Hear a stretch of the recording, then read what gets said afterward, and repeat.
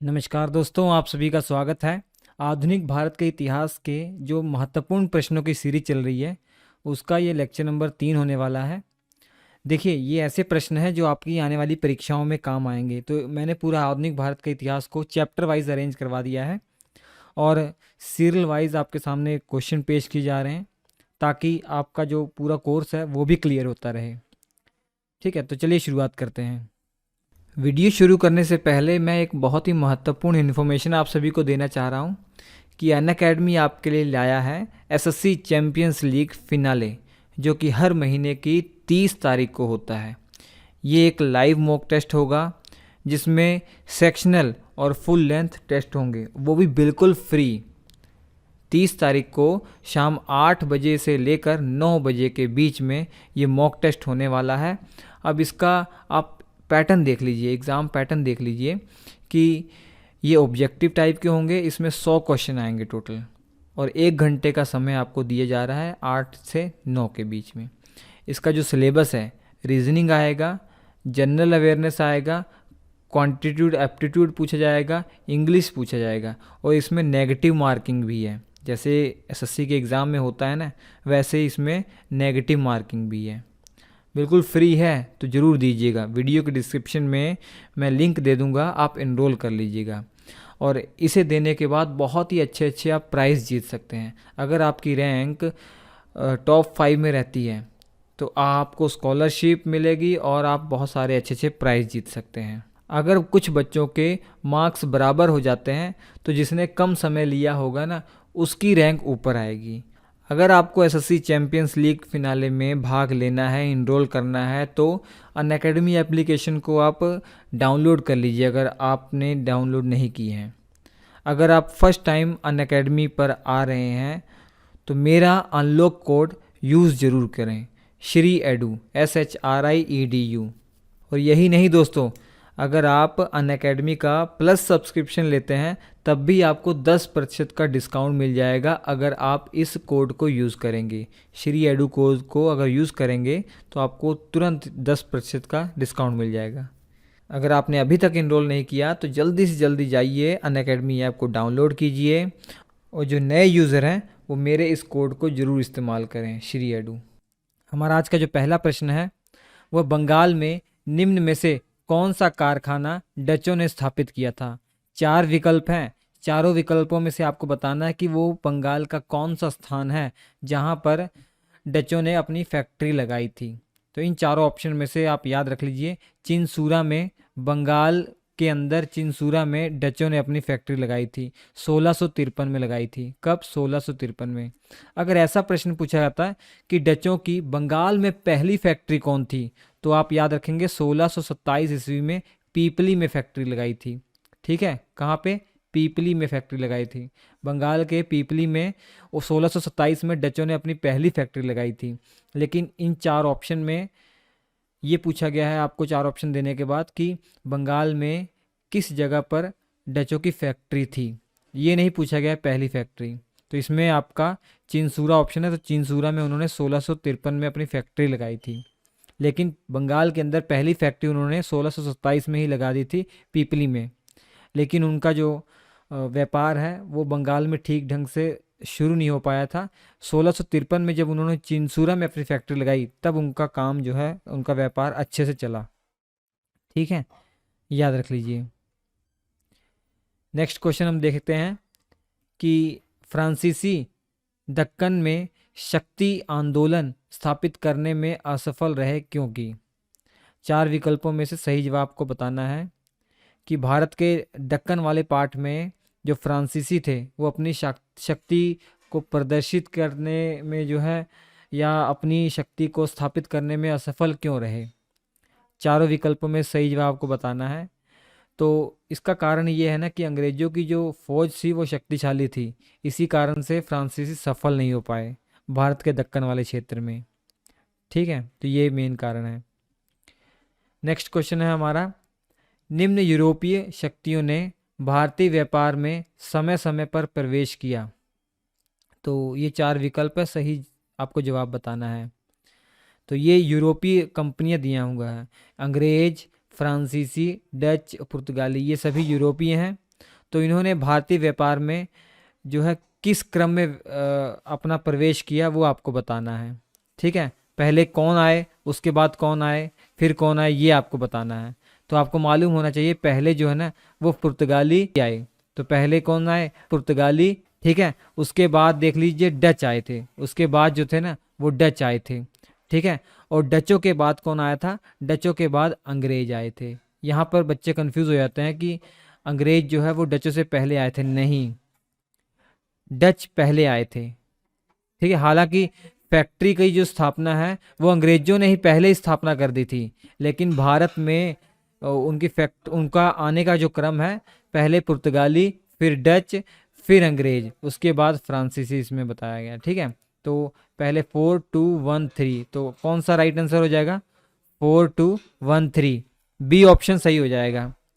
ठीक है, next question देखते हैं। उस क्षेत्र की पहचान कीजिए जहां से यूरोप वासियों को सर्वोत्तम शोरा और अफीम प्राप्त होता था। ये चार विकल्प आपके सामने दिए गए हैं, बिहार, गुजरात, बंगाल और मद्रास। उस क्षेत्र का नाम आपको बताना है जहां से यूरोपियों को सबसे अच्छी क्वालिटी का शोरा और अफीम प्राप्त होता था। तो वो बिहार जगह है। इसका राइट आंसर जो हो जाएगा बिहार हो जाएगा। बिहार से उनको सबसे अच्छी क्वालिटी का शोरा और अफीम प्राप्त होता था। नेक्स्ट क्वेश्चन हम देखते हैं। अंग्रेजी शासनकाल में भारत का कौन सा क्षेत्र अफीम उत्पादन हेतु प्रसिद्ध था? तो इसका जवाब भी बिहार ही हो जाएगा। तो कहने का भाव यह है कि क्वेश्चन कैसा भी पूछा जाए आप उलझेंगे नहीं, सही जवाब आप बताएंगे। ठीक है, चलिए नेक्स्ट क्वेश्चन देखते हैं हम। निम्नलिखित यूरोपियों में से कौन सा एक स्वतंत्र पूर्व भारत में व्यापारी के रूप में सबसे अंत में आए? ये चारों विकल्पों में से सही जवाब आपको बताना है कि ये यूरोपीय जो चार दिए गए हैं इनमें से जो है कौन से व्यापारी सबसे अंत में आए हैं। तो ये सही जवाब आपको बताना है। तो याद रखिए इन चारों विकल्पों में से फ्रांसीसी सबसे बाद में आए हैं। पहले पुर्तगाली आए थे, उसके बाद डच, फिर इंग्लिश अंग्रेज आए थे, उसके बाद फ्रांसीसी आए थे। तो इसका जवाब जो हो जाएगा सी ऑप्शन हो जाएगा सही। ठीक है, नेक्स्ट क्वेश्चन देखते हैं। निम्नलिखित में से कौन एक मुगल सम्राट द्वारा नियुक्त बंगाल का अंतिम गवर्नर था? इन चारों विकल्पों में सही जवाब आपको बताना है कि निम्नलिखित में से कौन एक मुगल सम्राट द्वारा नियुक्त बंगाल का अंतिम गवर्नर था। तो इन चारों ऑप्शन में से जो आपका राइट आंसर हो जाएगा वो मुर्शिद कुली खां हो जाएगा। ठीक है, मुर्शिद कुली खां इसका राइट आंसर हो जाएगा।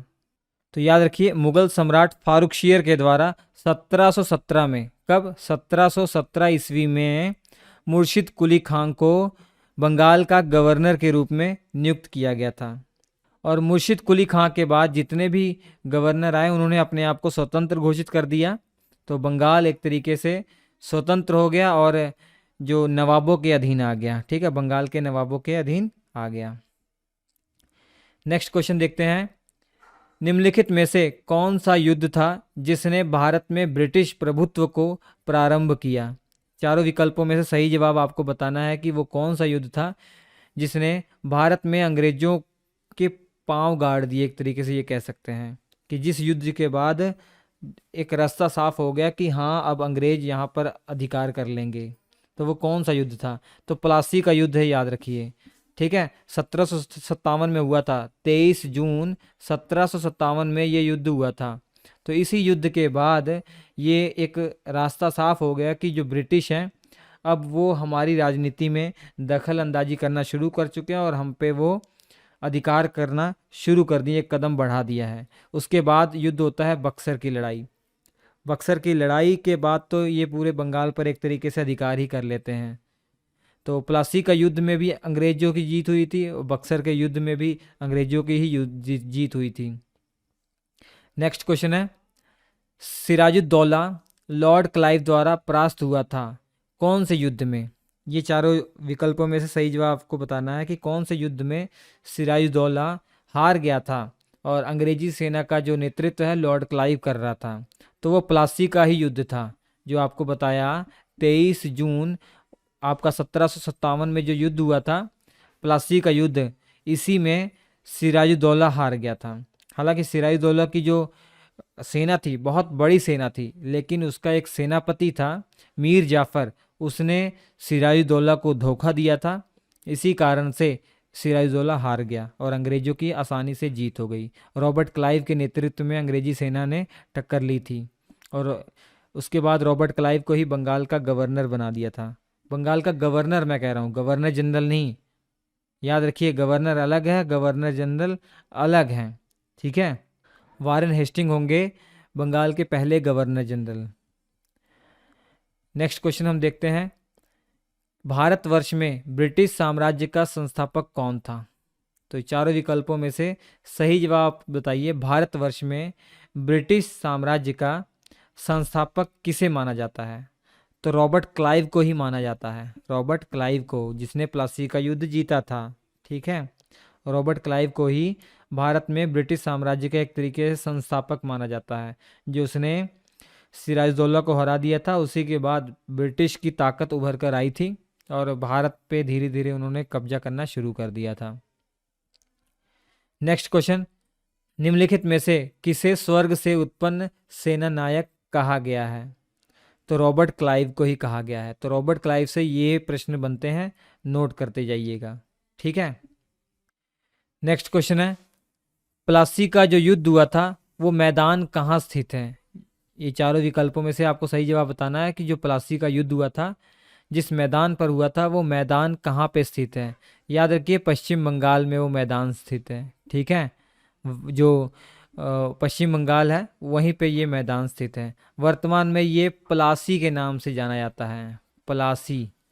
ठीक है, ये प्लासी के नाम से जाना जाता है। और किस जिले में है ये भी पूछा जाता है, तो नदिया जिले में है। ठीक है, नदिया जिले में है। नेक्स्ट क्वेश्चन हम देखते हैं, प्लासी का युद्ध लड़ा गया था कब, किस वर्ष में लड़ा गया था, ये भी हमने बता दिया। तो किसी भी तरीके से प्रश्न पूछा जाए उलझेंगे नहीं, आप सही से जवाब दे दीजिएगा। तो कंसेप्ट अगर क्लियर है तो कोई भी प्रश्न घुमा फिरा के पूछा जाए आप अच्छे से जवाब दे पाएंगे। निम्न में से किसने अपनी राजधानी मुर्शिदाबाद से मुंगेर ट्रांसफ़र की थी? ये बहुत ही बेहतरीन प्रश्न है, बहुत बार परीक्षा में पूछा गया है।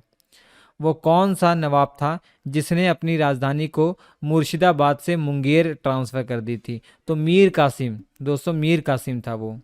ठीक है, तो मीर कासिम था जो जिसने अपनी राजधानी को मुर्शिदाबाद से मुंगेर ट्रांसफ़र कर दिया था। नेक्स्ट क्वेश्चन है हमारा, सबसे अधिक निर्णायक युद्ध जिसने अंग्रेजों के भारत में प्रभुत्व को स्थापित किया वो कौन सा था? अगर इस प्रकार का प्रश्न पूछा जाए तो बक्सर आप आंसर बताएंगे। प्लासी का युद्ध तो था जिसने शुरुआत कर दी थी कि हाँ, अब ये इनका जो प्रभुत्व है, इनकी जो शक्ति है वो उभर के आ रही है। लेकिन वो निर्णायक युद्ध कौन सा था जिन्होंने अंग्रेजों के भारत में प्रभुत्व को स्थापित कर दिया पूरा? तो बक्सर का युद्ध। कौन सा युद्ध? बक्सर का युद्ध। कब हुआ था ये? 1764 में हुआ था। 1764 में 22 अक्टूबर को, 22 अक्टूबर 1764 में ये युद्ध लड़ा गया था। इसमें एक तरफ तो अंग्रेज थे और दूसरी तरफ बंगाल के नवाब थे, अवध के नवाब थे और मुगल सम्राट शाह आलम द्वितीय थे। ठीक है, एक तरफ कौन थे? अंग्रेज। एक तरफ तो अंग्रेज थे और दूसरी तरफ कौन थे? बंगाल के नवाब। बंगाल के नवाब उस समय, बंगाल के नवाब मीर कासिम। कौन? मीर कासिम। उसके बाद अवध के नवाब। अवध के नवाब का नाम क्या था उस समय? शुजाउद्दौला। मैं लिख देता हूं, नोट करना चाहें नोट कर लीजिए, शुजाउद्दौला। इसके अलावा मुगल सम्राट शाह आलम द्वितीय। शाह आलम द्वितीय। तो ये तीन लोग एक तरफ थे और अंग्रेज एक तरफ थे। ठीक है, और अंग्रेजों की तरफ से कौन लड़ रहा था? उनका सेनापति हेक्टर मुनरो उसका नाम है। ये भी याद करना चाहे तो याद कर लीजिए, हेक्टर मुनरो के हाथ में अंग्रेजों की बागडोर थी, जिसमें अंग्रेज जीत गए थे, अंग्रेजों की विजय हो गई थी। ठीक है, नेक्स्ट क्वेश्चन है, बक्सर के युद्ध के समय दिल्ली का शासक कौन था? तो आपको बता ही दिया, दिल्ली का शासक वो मुगल वंश का शासक शाह आलम द्वितीय था। तो ये डी ऑप्शन हो जाएगा, बी नहीं, डी ऑप्शन हो जाएगा सही। ठीक है, शाह आलम द्वितीय सही जवाब हो जाएगा। ठीक है, नोट कर लीजिएगा। तो आज के इस लेक्चर में इतना ही। स्क्रीन पर 4 लेक्चर आ रहे होंगे, देख लीजिएगा। हम आपसे मिलते हैं अगले एपिसोड में, तब तक के लिए नमस्कार।